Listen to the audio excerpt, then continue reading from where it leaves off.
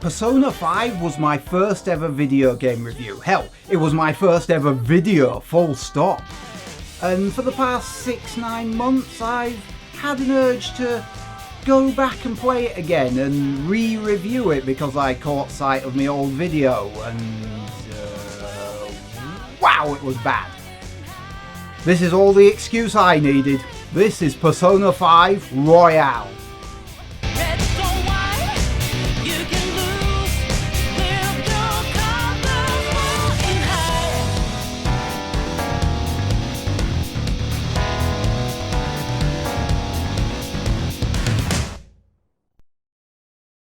Because this is kind of a brand new game in a sense, they've made some changes here and there. Well, quite a lot of them in fact. So many little changes, but they're all over the place.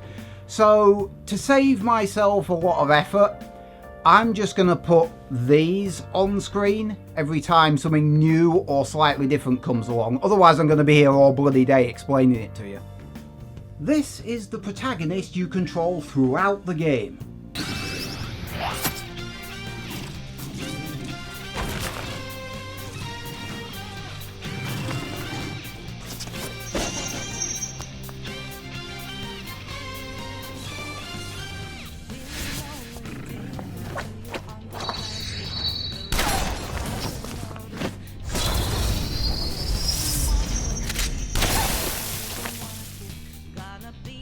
Thanks partly due to your inability to mind your own business, coupled with this arse prick, you're packed up to the unfamiliar city of Shibuya to live with a complete stranger who doesn't want you around.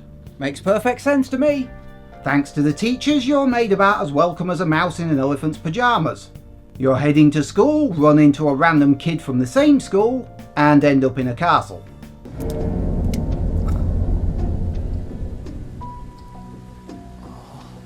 Didn't come the wrong way though. Yeah, this should be right. Makes perfect sense to me. And naturally, this castle is home to the metaphysical desires made manifest of the school's PE teacher who's been physically abusing the volleyball team and sexually harassing female students. Makes perfect sense. And you can fight back by summoning your inner self, enabling you to use magical powers.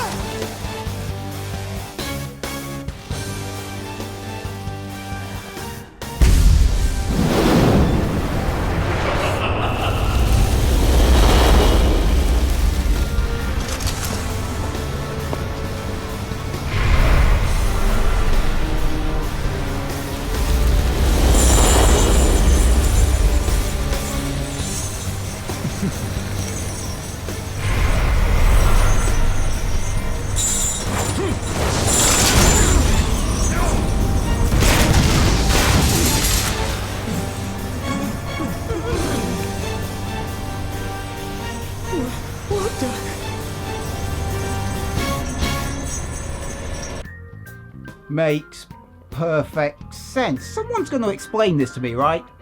Did I mention there was a talking cat? Come!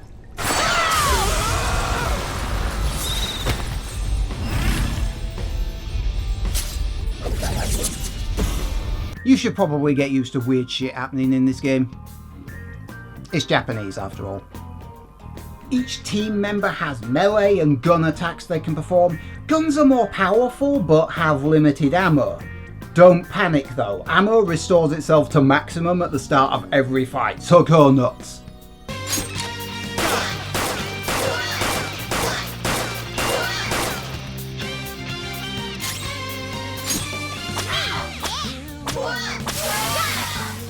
That was just a taste of my power.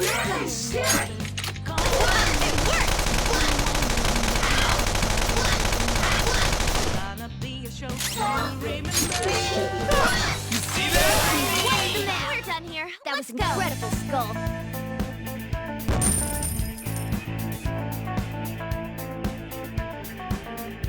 You'll quickly be taught some special moves, such as one more, a cheaty extra move for your team if you knock an enemy down by targeting their weakness. Flip 'em, Persona! Captain Kidd! The enemy's down. Persona! Let's go, Captain! The enemy's down. Flip 'em, Persona! Bam! Another move, Baton Pass, allows the cheaty extra move to be passed to another character while conferring bonus damage or healing to them. Both moves can be used right from the beginning of the game, so use them often to cheat your way to victory. Zoro, show your might. Use this opportunity to baton pass and swap your turn with someone else. Okay. Ooh, looking cool, Joker. All right, pass the baton and follow up. Do it! Another baton pass.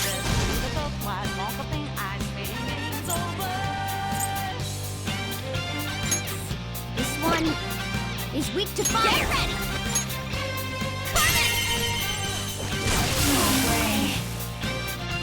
Nice one. Keep it up. You got it. That's everyone. Nice strategy, team. Flip 'em, Persona! Captain Kidd! Nice one. Keep it up. Knock every enemy down and you can hold them up at gunpoint. Then you can try to talk them into joining your team. Every other team member has a fixed persona they can't change, but Joker has the power of the wild card.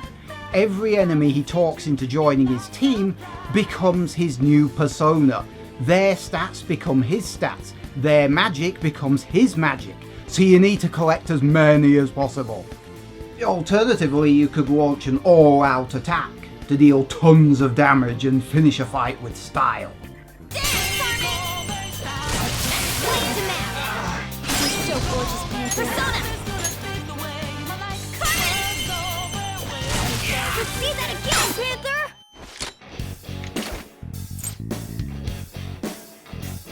Let's finish this! Finish him!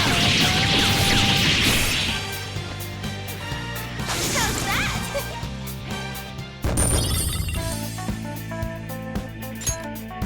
Stealth. This is my number one bugbear from the original game. You can now select precisely which place to move to or which enemy to ambush with the directional pad rather than having to purely aim the camera. Speaking of which, in the previous game, you could only rotate the camera in cover 180 degrees in the direction the cover was facing. Now, you can rotate the camera 360 degrees, all the way around. If you push into a corner, you can now turn around and go back out the way you came in. If you get alongside an enemy in a narrow corridor, even if they get stuck on you, they don't obstruct your movement anymore. You can simply slip by, no fuss. Of course, if you do sneak past every single enemy in your way, you'll miss out on a ton of XP and be massively underleveled by the time you hit the high level guys later on, never mind the boss. The trick is to use the stealth only to bypass that one high level enemy that you really don't want to engage. As I mentioned, the PE teacher and volleyball coach Kamoshida is a worthless piece of shit that should be taken down a notch or 7. To do that, your time will be split between the real world and the metaverse. In the real world, you will spend your time listening to random gossip, hanging out with friends, studying, doing your laundry, and answering pub quiz questions from the teacher. That's not a joke. You get asked questions by the teacher. This game's trying to be educational. Well, that's an optical illusion, that's easy. Wonderkind, I know that from Bioshock. Yoshitsune, the time period this guy was active in? Well, how the hell am I supposed to know that? You could cheat. If you signed up to the Thieves Guild when you fired the game up, now's the time to ask for their assistance. Huh, they seem to think it's the Heian period? This is it. Correct. Correct, apparently. Pay attention, there is literally an exam later. And no cheating!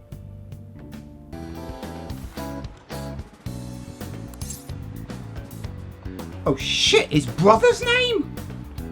I wasn't paying that much fucking attention. Hey, here's the thought. Let's go back to the castle and kill shit. Come on, Carmen! Let's give them hell! Let's do this! Carmen! You did it! They've fallen flat! Do it with style! This'll let you...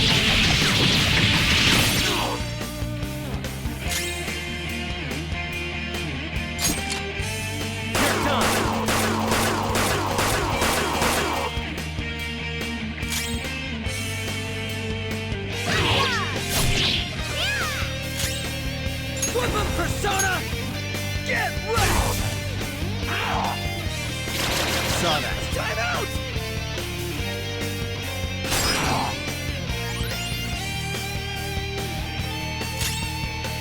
Keep an eye out for treasure chests with loot.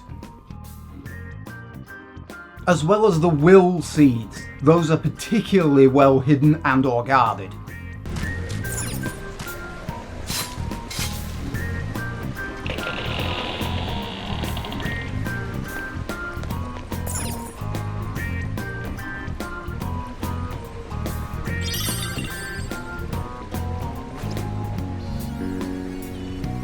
Plus, some of the attachment gear confers a bonus skill to a character, for as long as it's equipped.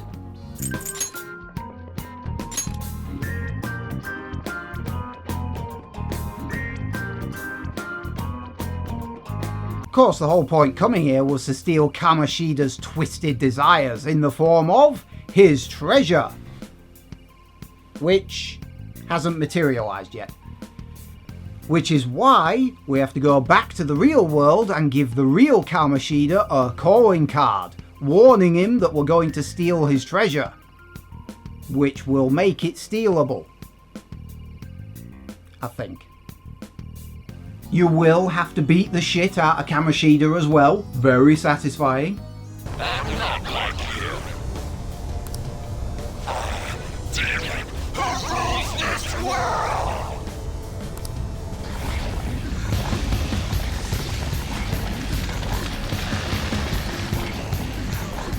What the hell?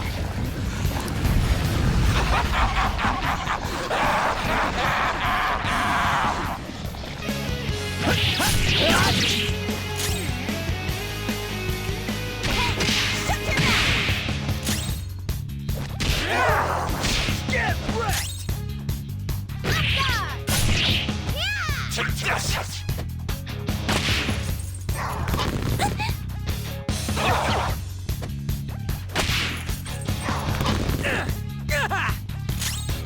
Not a straightforward fight either.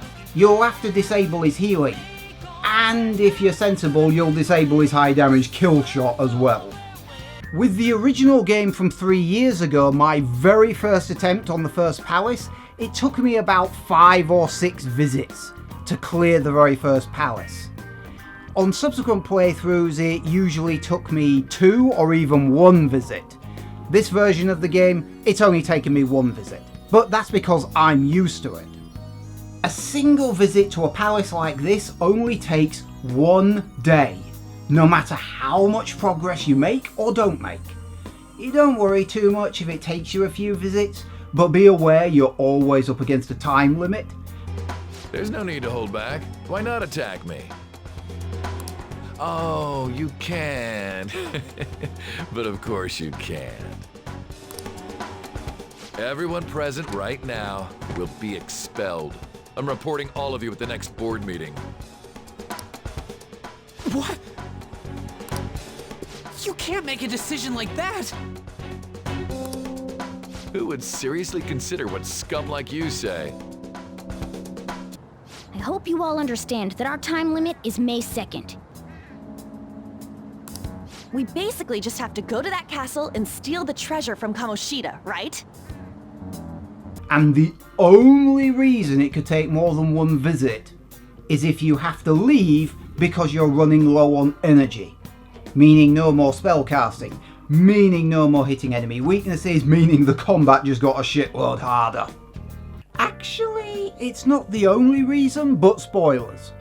Of course, in between palace visits, you'll be doing exciting things, such as mopping the floor, working in a shop, watching movies, doing crosswords, and eating burgers bigger than your stomach. Now then, I should probably point out that everything you do in the real world either gets you money or items, and almost always raises your base stats. Nothing is a waste of your time. Wolf, you can't be serious. You think aliens did this? I've heard it all before, Skullsy. But just look at these bodies. They can't be from Earth. Raising your base stats is the only way to gain access to certain confidants, particularly later. They won't talk to you otherwise.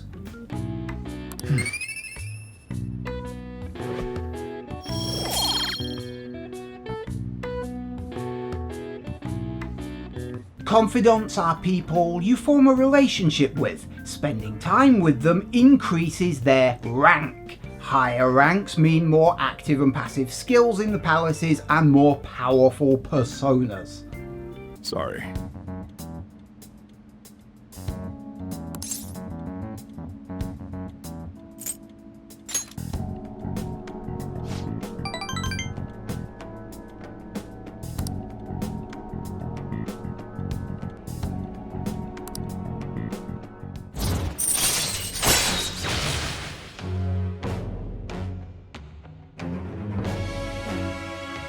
Am I confusing you yet? I bloody should be.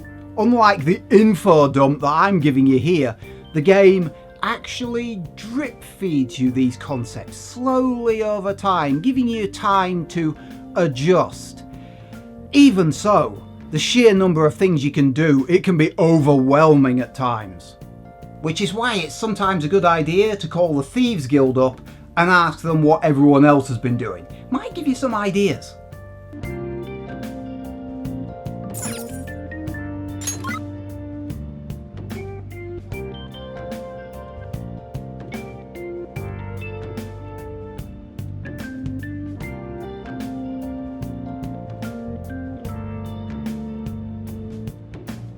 Did I mention there's a grapple? There's a grapple.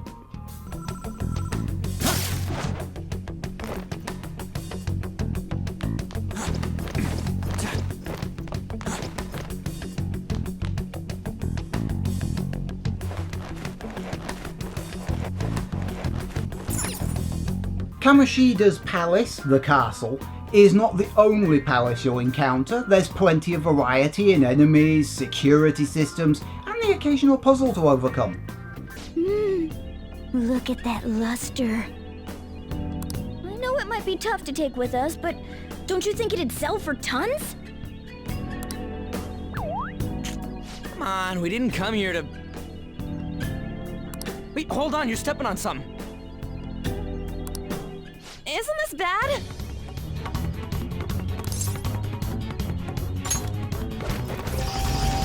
Oh no, I tripped the security.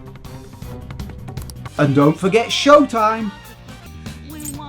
Bam! Persona!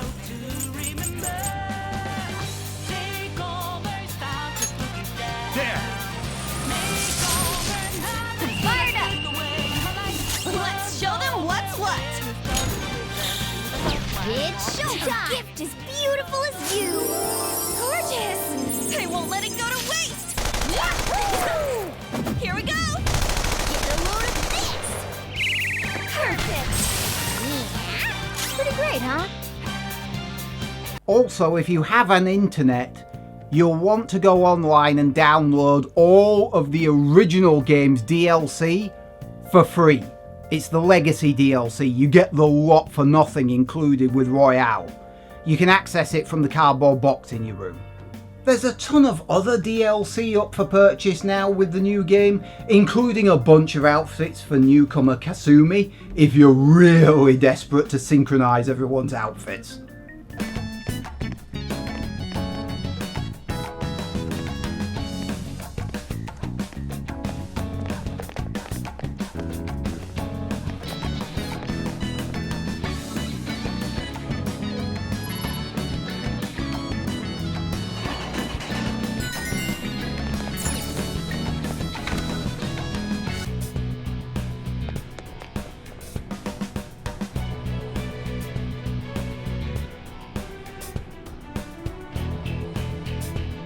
There's even a place now where you can show off your achievements, at least to yourself, in the Thieves' Den.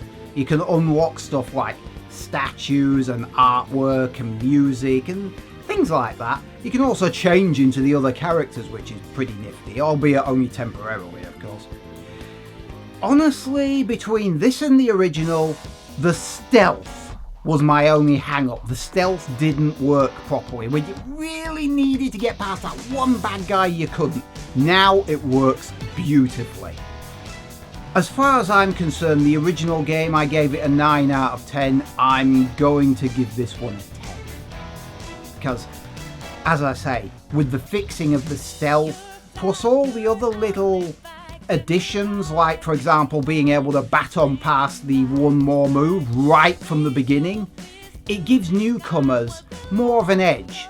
Veterans might not appreciate it. They might look at it as making the game a bit easier, but you can always crank up the difficulty from the menu. It's not a problem. So yeah, Persona 5 Royale, 10 out of 10. It's a masterpiece as far as I'm concerned. It's one of my favourite JRPGs. Simply because of the sheer amount of stuff you can do, and I definitely recommend it to anybody interested in Japanese RPGs. Right, that's it. What did you think of my video? Leave a like or dislike down below. What did you think of the game? Have you played the original Persona 5? How does it compare, etc.? Leave a comment down below. And for those of you who are a glutton for punishment, you could subscribe, I suppose. Or if you want to inflict me on someone else, you can always share instead. See you next time.